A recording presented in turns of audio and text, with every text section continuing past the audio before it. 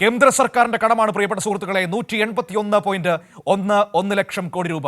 ആ കേന്ദ്ര സർക്കാരാണ് നമ്മുടെ കടപരിധി വെട്ടിക്കുറച്ചുകൊണ്ടിരിക്കുന്നത് ഓരോ സമയവും. നിയമപരമായി 3.5% കടമെടുക്കാൻ അനുവാദമുള്ള നമുക്ക് അതുപോലും അനുവദിക്കാതിരിക്കുന്ന കേന്ദ്ര സർക്കാരിന്റെ കടമെന്ന് പറയുന്നത് 181.11 ലക്ഷം കോടി രൂപ.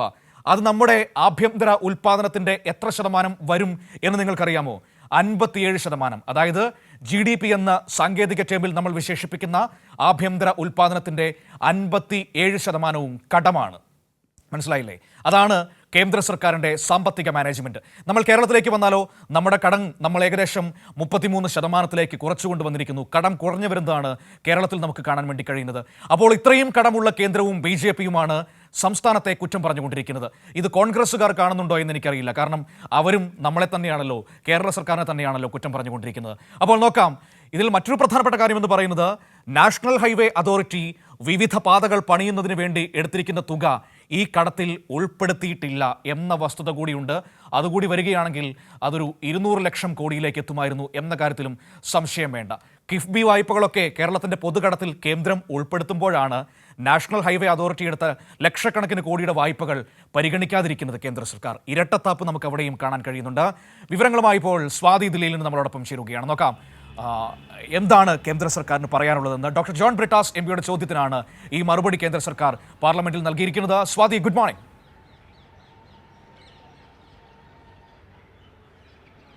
Good morning Manu. സ്വാതി, ചില്ലറയല്ല, 181.11 ലക്ഷം കോടിയുടെ കടത്തിലാണ് ഇന്ത്യൻ ജനത ജീവിക്കുന്നത്. നമ്മുടെ ആഭ്യന്തര ഉൽപ്പാദനത്തിന്റെ 57% ആ കടമെന്ന് പറയുന്നത്. അതുമാത്രമല്ല, നാഷണൽ ഹൈവേ അതോറിറ്റി എടുത്ത വായ്പകളെ ഈ പൊതുകടത്തിന്റെ പരിധിയിൽ കേന്ദ്ര സർക്കാർ ഉൾപ്പെടുത്തിയിട്ടുമില്ല. ഇതേ കേന്ദ്രമാണ് നമ്മളെ കുറ്റം പറയുന്നത്, കേരളത്തെ കുറ്റം പറയുന്നത്. വെറും 33% മാത്രം GSDPയുടെ അത്രയും ശതമാനം മാത്രം കടമുള്ള കേരളത്തെ കുറ്റം പറഞ്ഞുകൊണ്ടിരിക്കുന്നത് വല്ലാത്തൊരു വിരോധാഭാസം തന്നെയാണ്.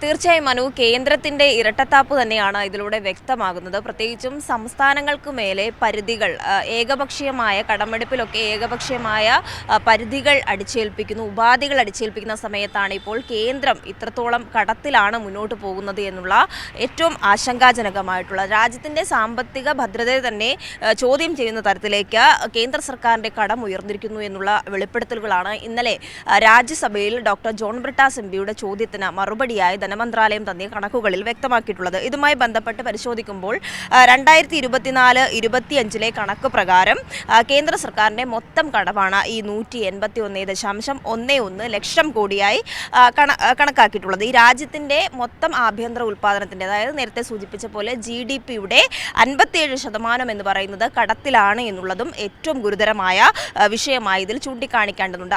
അതിൽ മറ്റൊരു കാര്യം ചൂണ്ടിക്കാണിക്കേണ്ടത്, ബജറ്റിന്റെ മാനേജ്മെന്റ് നിയമപ്രകാരം GDPയുടെ 40% മാത്രമാണ് കടം വരാൻ പാടുള്ളത്. അതായത് അതിനപ്പുറത്തേക്ക് പോയി കഴിഞ്ഞാൽ രാജ്യം കടുത്ത സാമ്പത്തിക പ്രതിസന്ധിയിലേക്ക് പോകുമെന്നാണ് നിയമവിദഗ്ധർ ഉൾപ്പെടെ ചൂണ്ടിക്കാണിച്ചിട്ടുള്ളത്. ഈ ഒരു ഘട്ടത്തിലാണ് 181.11 ലക്ഷം കോടിയിലേക്ക് രാജ്യം കടത്തിലേക്ക് പോയിട്ടുള്ളത്. നേരത്തെ മനു സൂചിപ്പിച്ച പോലെ തന്നെ ഈ ദേശീയ ഹൈവേ അതോറിറ്റിയുമായി ബന്ധപ്പെട്ട കടങ്ങളൊന്നും തന്നെ ഇതിൽ വരുന്നില്ല എന്നുള്ളതും ഏറ്റവും പ്രധാനമായി ചൂണ്ടിക്കാണേണ്ടതാണ്. അപ്പോൾ അങ്ങനെ നോക്കുമ്പോൾ 2024-25 ഈ വകുപ്പിൽ, അതായത് ദേശീയ ഹൈവേ അതോറിറ്റിക്ക് മാത്രം 2,84,521 കോടി രൂപ കടമെടുത്തിട്ടുണ്ട് കേന്ദ്രം.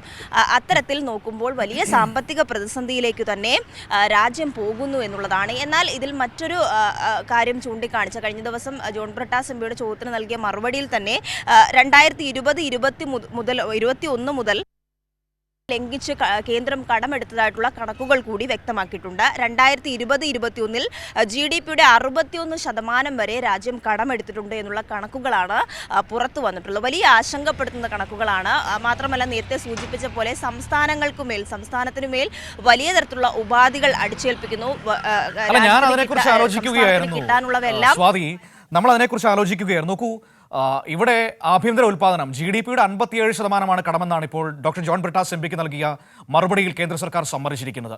നമ്മുടെ കേരളത്തിലേക്ക് വരികയാണെങ്കിൽ നമ്മൾ ഏകദേശം ഒരു 34%-നും 33%-നും ഇടയിൽ കടപരിധി കുറച്ച് കൊണ്ടുവന്നിരിക്കുകയാണ് നമ്മുടെ ആഭ്യന്തര ഉൽപ്പാദനത്തിൻ്റെ GSDPയുടെ. ഏറ്റവും നല്ല രീതിയിൽ ധനകാര്യ മാനേജ്മെന്റ് നടത്താൻ കഴിയുന്നുണ്ട്. ധന ഉത്തരവാദിത്വ നിയമം പാസാക്കിയ സംസ്ഥാനം കൂടിയാണ്. 3.5% കടമെടുക്കാം എന്നതാണ് നമുക്ക് നൽകിയിരിക്കുന്ന നമ്മുടെ ഒരു നിയമമെന്ന് പറയുന്നത്. അതുപോലും നമ്മളെ അനുവദിക്കുന്നില്ല. നമ്മുടെ കിഫ്ബി എടുത്ത വായ്പകൾ, ആ വായ്പകളെ കേരളത്തിന്റെ പൊതുകടത്തിൽ ഉൾപ്പെടുത്തിക്കൊണ്ട് നമ്മുടെ വായ്പാ പരിധി വെട്ടിക്കുറയ്ക്കുന്ന കേന്ദ്ര സർക്കാരാണ്. ഈ പറയുന്ന കേന്ദ്ര സർക്കാർ മറുവശത്ത് ചെയ്യുന്ന പണിയാണ് നമ്മൾ ഈ കണ്ടുകൊണ്ടിരിക്കുന്നത്. അപ്പോൾ അവർക്ക് നമ്മളോട് സംസാരിക്കാൻ എന്ത് അധികാരം, എന്ത് അവകാശമാണുള്ളത്?